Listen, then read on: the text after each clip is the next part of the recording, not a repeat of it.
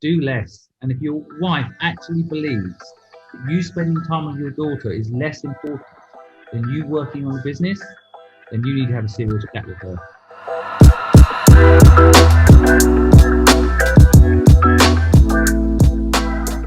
What can we do to help you today? What's going on? Okay, well, so I'm working on about 6 businesses. 2 of them are doing well, even during COVID. Profits have gone down a bit, but overall things are good. Working on 4 additional businesses, just kind of like getting them started. So the first one is a writing company, a website that does professional writing services. Second one is a cleaning company. It's a marketplace structure, and we're in quite a few cities in Canada and the US. The third one, we're starting up as a nanny business. Fourth is a handyman. So it's kind of leveraging everything that we've done in the past and building upon that, the same website code, and just making some tweaks.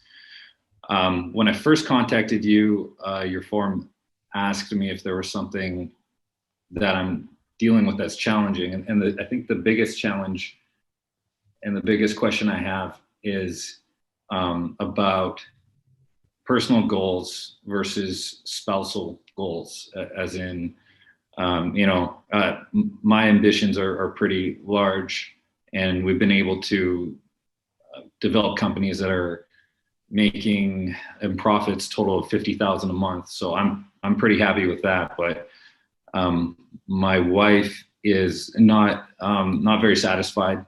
I'll give you a quick example. Is the other day she was saying we never spend time together, and I said to her, well, you can have my time or you can have more money. It's up to you. I can work less and we'll have less money, but we'll have more time. And she said, her answer was, what money? So when I'm making 50,000 profit a month and the wife says, what money? And she's got goals. She compares me to Musk and Jobs and Buffett and all these guys. But I don't really have the opportunity to get to that level because I'm constantly spending for her whatever she needs. So my base question here is, how do you balance your personal goals and your personal desires with that of your family? Wow, that's a very difficult thing. I feel your pain a little bit on that. That's tough for you. That is.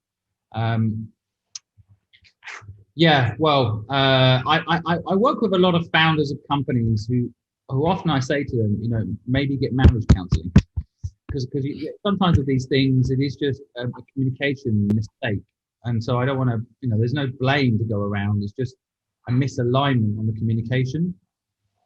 And so, going and seeing a couple therapist can be really powerful and help you with this question.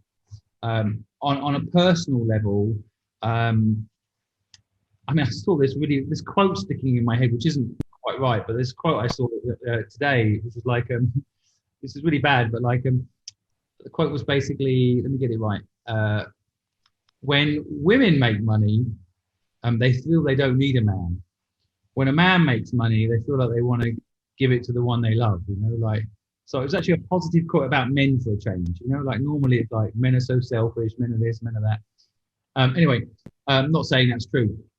I'm just saying it's definitely an interesting one. I guess, on the business side, which is where I think I'm useful, is like, are you enjoying the process of building 6 companies at once, or do you want to scale back and focus on one? Or, I would just focus in on you for a second, Phil. And, relationship wise, you can't, you can only fill your own bucket up first, is what I'm saying. What do you need? And what do you want? Doing 6 businesses to me sounds mad. Yeah. I've got one, I can't handle it. Like doing 6 and having a demanding partner, I would be going insane right now. Yeah. Yeah, I feel like I'm starting to go insane. I've been doing this for a long time. But I only had one business for basically like the first 6 or 7 years.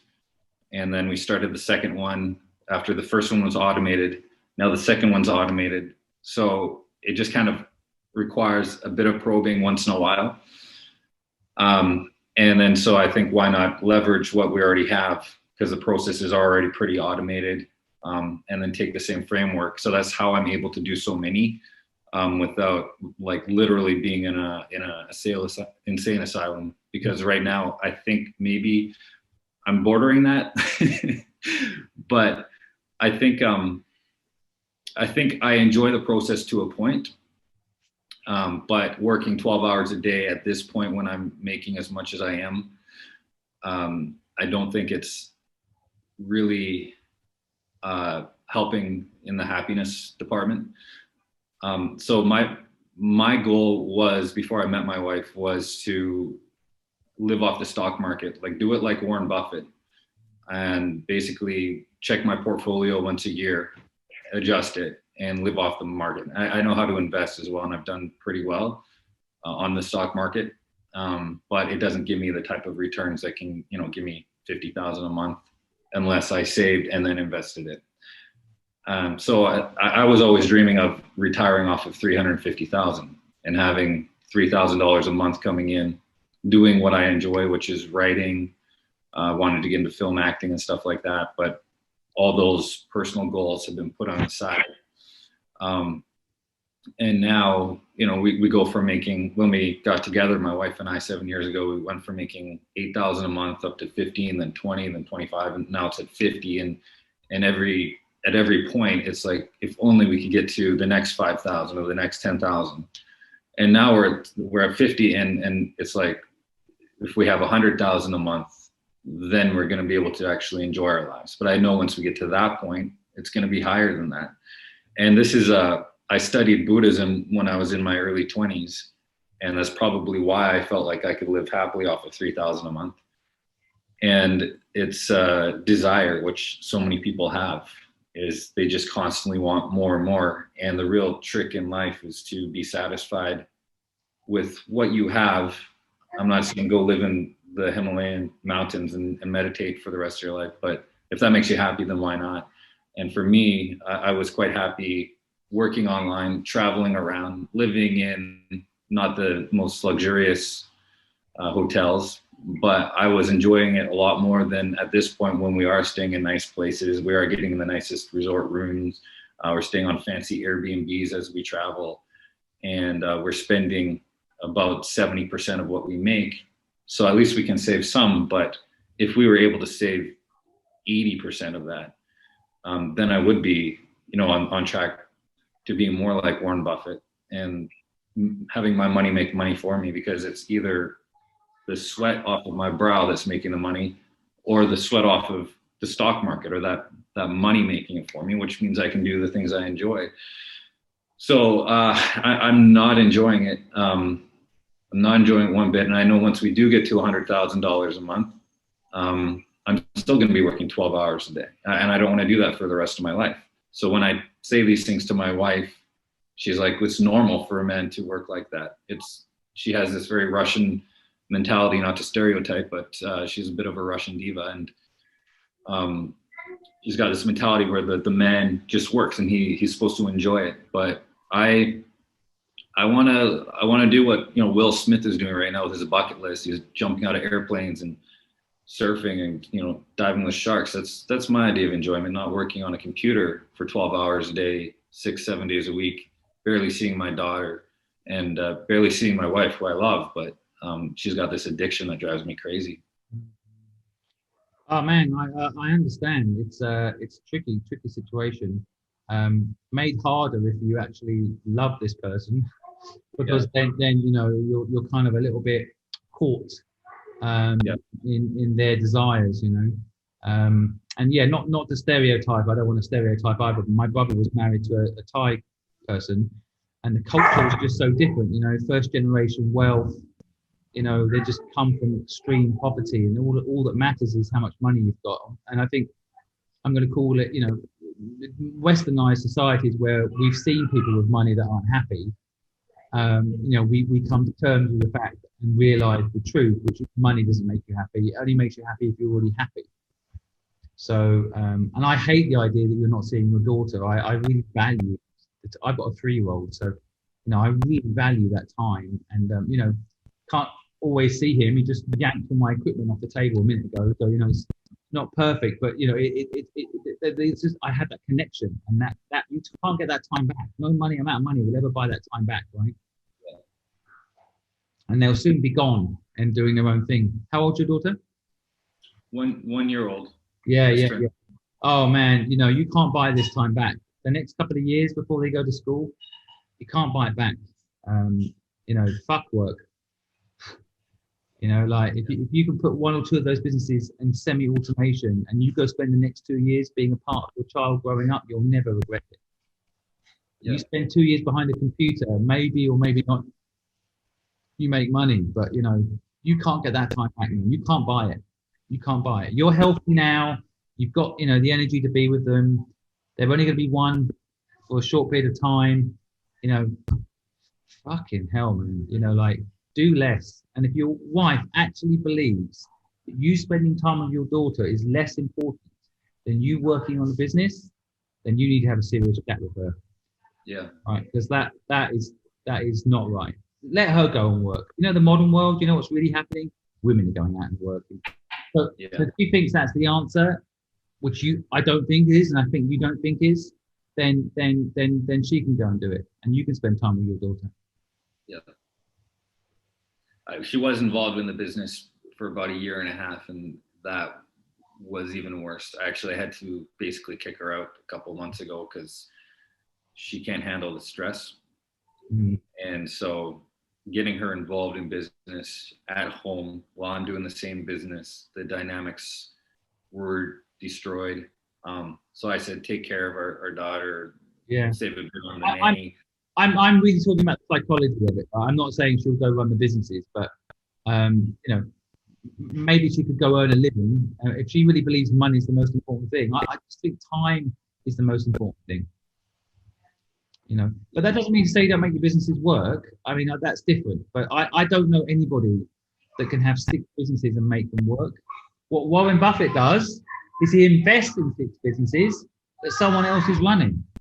Yeah. He says it many times. He invests in the management thing. He just puts the money in and then sits back for 20 years. And so you can't run 6 businesses and not go insane. I hear that some of the back end is cross-pollinating, but 6 businesses is 6 personas, it's 6 mindsets. It's like schizophrenia if you jump in between all of those. Yeah.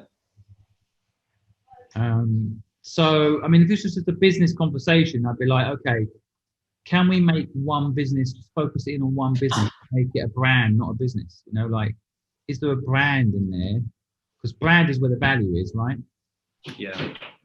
Well, with what I'm doing is, like I said, the first business is a website for writing, and then we're leveraging that. So I thought, well, I'm leveraging all these, and sort of the business is one overall, like a conglomerate. It produces websites. It's called Orbit Automations. We launch businesses that I create, get them into orbit, so they're automated and just kind of doing their own thing. So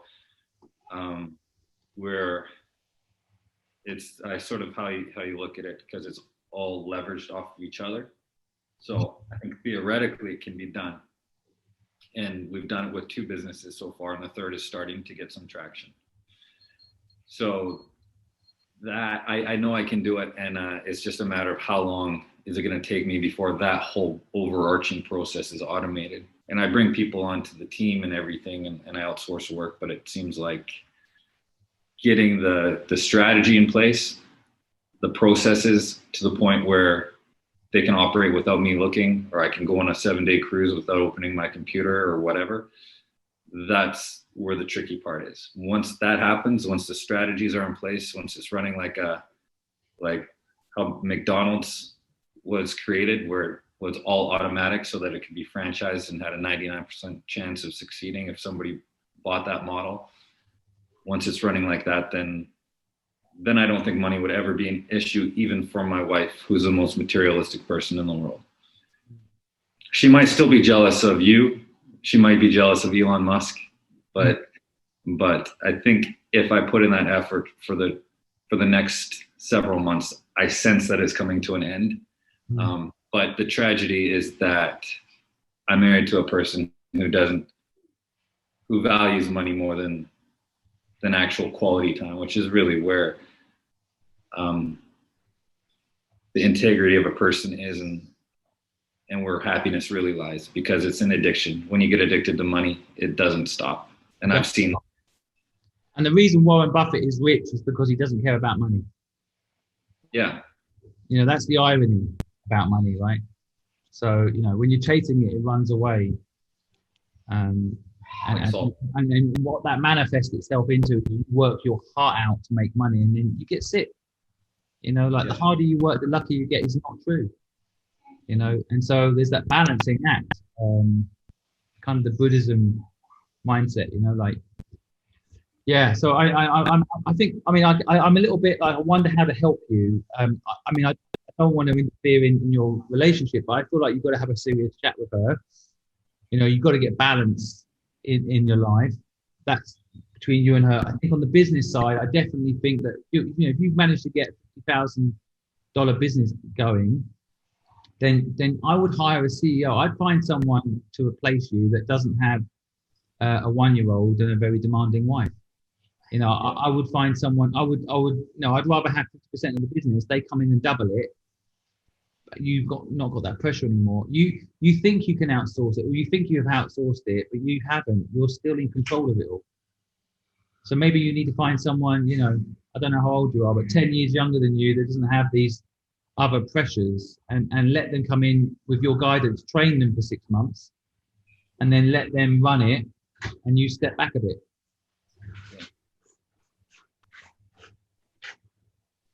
What do you think? I was thinking to have for each website a president, and then I think the way Jobs did it was basically he had heads of each department, and then he met with them once per week in a conference call, and they reported to him, so they always felt accountable to the team. So that's sort of where I'm going to. I now have supervisors. But why do that? Why do that? Why? I mean, first of all, Steve Jobs is a completely different individual. Let's not copy his formula because he died young, right? It's not like he had a great life. But, you know, I think what I'm saying to you is you're still making yourself the center of it all. There's 6 people that you have to talk to every week. How can you go on a 7-day cruise and not talk to 6 people? Yeah. You know, I'm saying to you, think bigger. Think bigger. Hire the person to replace you. They hire those 6 people. Let them double the business. You'll have the same income. Yeah, that would be ideal. I would do that first. Don't hire 6 people that work for you, because it'll get harder, because those 6 people will be like, but you hired me. Where are you going? Whereas if you bring someone in now, they can hire those 6 people. Those 6 people will report to them. Then you'll have a 1 hour, once a month chat with the person who's running all your businesses for you. That's what I have. How do you find somebody who's got the skills, the work ethic, and who doesn't cost you all your profits? First step is you have to look. You have to ask for it. You have to ask the universe for it. You have to be looking for it. If you're not looking for it, it feels like some magical unicorn that doesn't exist, when you're only thinking that because you haven't asked. There are plenty of Philips out there, trust me. You're not that unique. The difference between you and the other Philip is that you put the groundwork in, and you've got a formula, and you've got something. That is very attractive to young Philip, who doesn't have the knowledge yet, but he has the ability, right? So there's plenty of young Philips out there. You've just got to ask for them. And then when it comes to, like, you know, what the whole, like, how much am I going to pay them? You're forgetting 2 very important first 2 steps. You know, do you like each other? And do you need each other? You know, you want the business to grow. You want to die doing it. So you need help. That person might have all the ambition in the world, but not have the ability to build up what you've built up. And so they can jump at this opportunity. And right now, there's loads of good people out there. There's loads of Phils right now, Philips out there that don't have a job, right? And they would normally have a job. So they need you. You get those first 2 steps right. You like each other and you need each other. I've never seen a deal not happen if you get those 2 right. The third step is the contract, the deal. But I have literally shaken hands with CEOs of companies on deals based on, I tell them what I can afford, they tell me what they can afford, and we make it happen because we like each other and we need each other. Mhm. right? And That makes a so, lot of yeah, you get those two bits right. I promise you, there's someone out there. I promise you, there's someone out there that can help you with this burden. And so, I mean, yeah. Otherwise, you're just going to keep building the business around you. It's not going to get easier. Those six managers are not going to be less demanding. They're going to be more demanding. And each of them is going to want to grow the businesses at different paces and put more pressure on you. So you're going to have pressure from below, and they're going to have pressure on them. It's a vice. It gets worse, not easier. And then you're going to have the other type of pressure on the top code, and your partner downwards. It's getting those six presidents is not your solution. well, Those six people are not going to be calm and take their time and let you, make slow decisions, right? They're going to want to make big decisions, take risks, take on debt, grow the business, whatever it is, and that's going to be on you. mhm. What would you recommend? Where would I find these people? Like post an ad on Indeed or something like that? Yeah, why don't you write up job description of what you're doing, like CEO of one of the world's fastest growing companies, doing amazing things in X, looking for, a CEO to come on board and help with the expansion of this amazing business. Mhm. Like, what would you apply to, like, think about young Philip.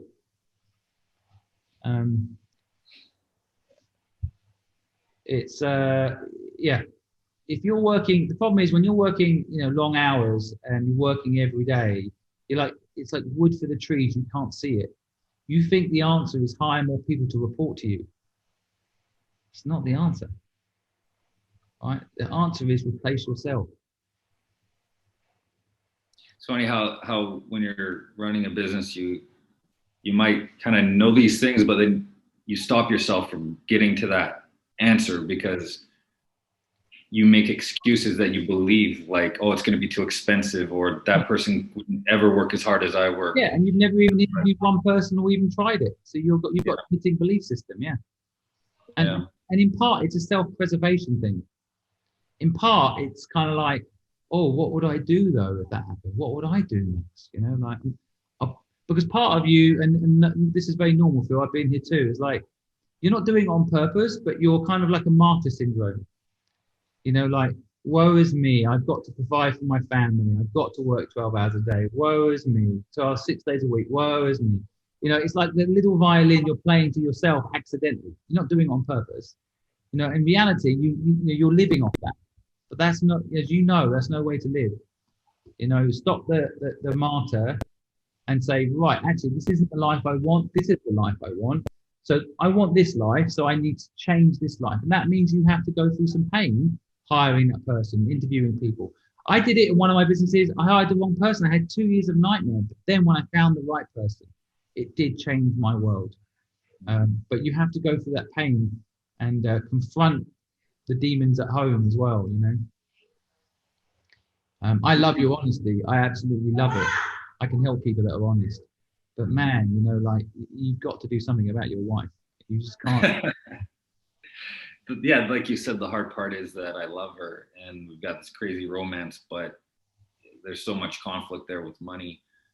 And if I can solve that, if I can make the money and also free up the time, then that would be the golden ticket.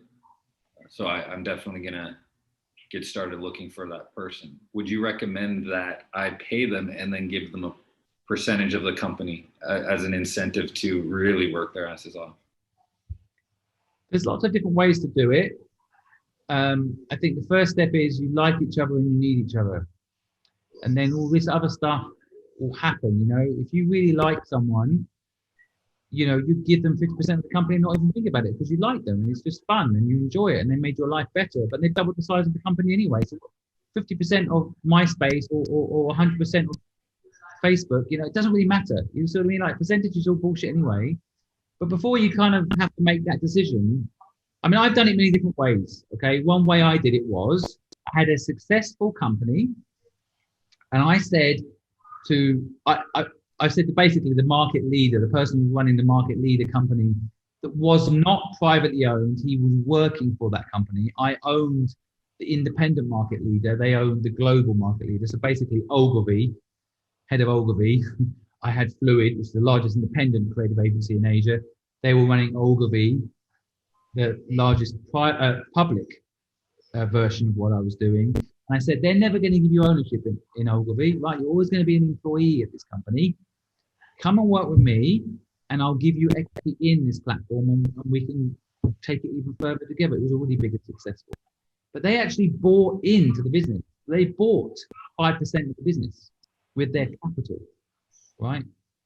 And then I gave them a reduced salary, and the difference between the salary they were on and the reduced salary, I gave them in equity over time. And then I said, if we ever sell the company, then you will get another 10% of the business. And then we sold it to PwC in 2016 for crazy money, and they made a fortune. Mm-hmm. So, but the most important thing during that process was it was 2 years from the time they joined till we sold it to PwC, right? They loved every single minute of it, because to them, they were owning an agency for the first time in my life in a business they were already kind of in, but now they were the owner. Mm-hmm. And when we sold it to PwC offered me and everybody else, senior people in the business, a job. I said no, because I've got better things to do in my life and go work for them. But Guy did go and work for them. Now he's a partner, seriously respected partner in the business. PwC would never have given him a partner position at the young age he's at, but because he's part of an agency that was built up and they bought, he's kind of like a startup god inside the organization, and he loves that now too. What company was that? PwC bought the company. It's called Fluid, Fluid. Fluid. What did you guys do? Primarily, we're kind of a McKinsey model, which was kind of consultancy, but we had a creative branding and marketing part. So we wouldn't just come up with ideas for businesses and people. We would also kind of help them execute it. So that might be, for example, we helped CNN get in China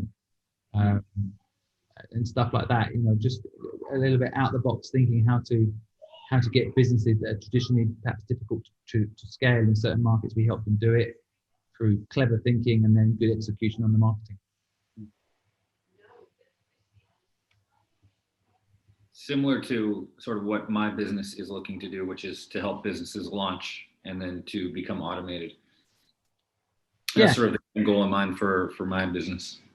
Yeah, I mean, the automation in my business was always a bit tricky, because it was always about like the nuances of that business and understanding, getting CNN in China, for example. I mean, we did it through bloggers, right? Empowering bloggers to leverage the news that CNN produces in real time. So it was quite manual an idea to get executed, but then automated when implemented. So yeah, probably some synergy. When you were starting that business, were you working crazy number of hours, or did you figure out a way to not have to put in that time? I worked a crazy amount of hours, and what I realized was when I was working those crazy hours, I was less efficient than when I worked less hours. I went through the whole cycle. I think all entrepreneurs kind of go through it, especially if they have no mentor, no coach, or no help. You think working more hours is going to produce more results, but there's a depreciating value at a certain point, because you end up hating the business a bit, or not enjoying it, or not being as excited about it every day, and you're doing half as much in twice as amount of time. I find that my brain is becoming less efficient. I will be doing one thing and then moving on to the next, but then I will so often now try to remember what it is that I was going to be doing, or even in conversations, my train of thought isn't as fluid because I've got so many things going on, 6 businesses mixing up in my brain, that it's hard to have a chronological linear train of thought. And that makes me so much less efficient. So I've been trying to incorporate meditation. So if I'm doing something, I'm like, okay, I was just about to do something else. I'll take a moment, just breathe. And then eventually I'll get back on track. It'll take like 30 seconds. I'll be back on track for another 10 minutes, and then I'll hit a roadblock again. But it's, I mentioned before 6 days, but it's really been 7. I think that that one day off would help. And then obviously not working 12 hours a day. So I'm interested to find hacks into how to delegate. I've been trying to delegate. That's been my focus for the past 7 months, and it's been helping, but just the amount that needs to be delegated seems to be increasing. So I'm doing higher level delegation. I've managed to increase profits quite well, but I need to do what you said, and I'm going to do that, what you just said, and I'm kicking myself for not thinking I could do it before, which is to hire a CEO. That's going to be my next thing, because all of a sudden, instead of having 50 things on my list, I have one thing on my list, and then I pass those 50 things to the CEO.